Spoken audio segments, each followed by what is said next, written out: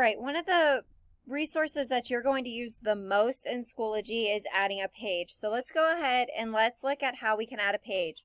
Again, I'm going to go to resources and add resources, and I'm going to add a page.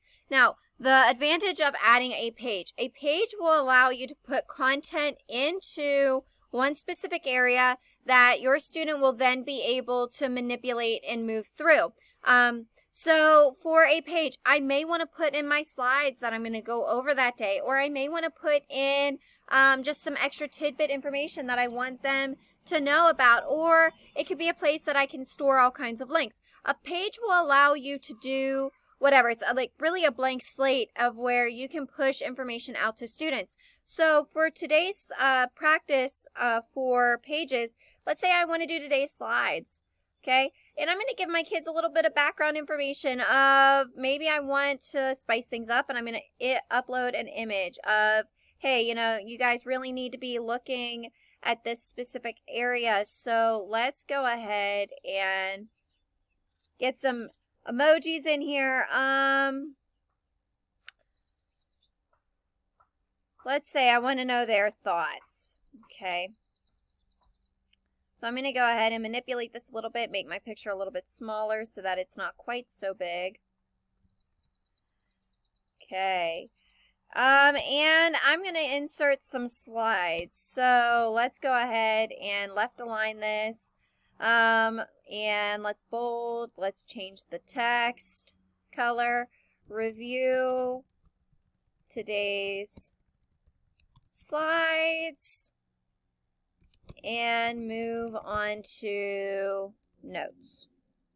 Okay, so let's go ahead and let's insert some slides. So I'm going to go ahead and I have my slides already ready to go in my Schoology Google Drive folder. So I'm going to go ahead and go to that slide that I want. Okay, now whenever I go to embed something or when I go to put something into a page in Schoology, I want to embed it. So when I embed it, it automatically shows that slide in that page so that it's a one click for my kids and they don't have to click and go to another site or go to another page. So I'm going to go ahead and embed my formal lab write-ups. Okay, and I can align it to an objective or to a standard if I would like. I don't need to in this case, so I'm just going to go ahead and hit submit, and it automatically populates up that page.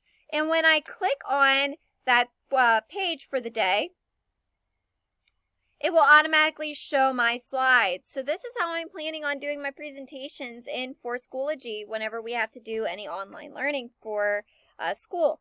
And they can move through those slides. They could go to a specific slide if they wanted to. Or they can make it a little bit bigger if they want, so that way it's easier for them to read. They can open this up in Editor. They can do a bunch of different things here in Schoology. They can also do highlights if they want so that they can read along. And they can also make it smaller. So this is how you add a page in Schoology.